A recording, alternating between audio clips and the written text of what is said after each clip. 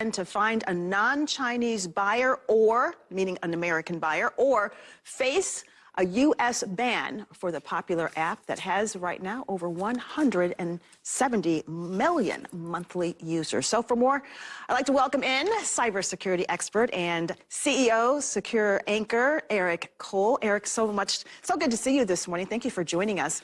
You know, more than 50 American companies have now thrown their hat into the ring. Now, with Amazon joining in, Amazon would be the most high-profile bidder for the company. What do you make of Amazon wanting to be part of this conversation?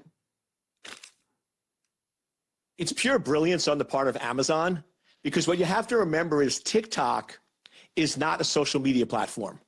We think of it as social media, but what it really is, it is a database of Americans' thoughts, ideas, and interest. It is a trove of information that shows how people think, how people operate, and how people behave.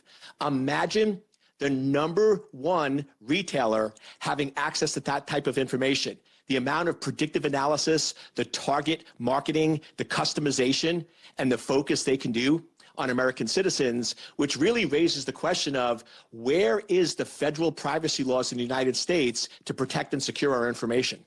You know what? That is such a good point. Now all of this makes sense. I mean, truly. And we saw Amazon make such a big move during COVID to really begin to dominate that market. President Trump, he has said that he is even open to a China tariff cut in order to secure a deal with TikTok. Yesterday, President Trump announced as you know, 34% tariff on Chinese goods, and now China is vowing to retaliate. Do you believe this could influence the president's decision here in terms of initially being open to cutting them a deal? Absolutely, because one thing you have to remember is both America and China are expert negotiators. They're all looking at their economic interest.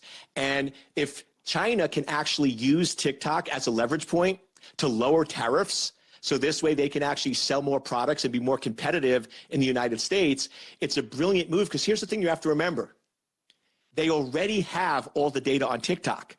So TikTok being acquired by a U.S. company, remember, all of the servers, all of the data are still backed up and still in China. I see nothing in the negotiations talking about deleting or removing the data.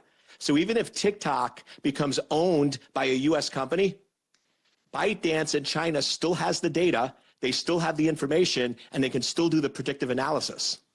Oh, this is so interesting to watch play out. It's going to be very fascinating to see what happens come this weekend. Eric Cole, good to see you. Thank you for joining us this morning. Joe.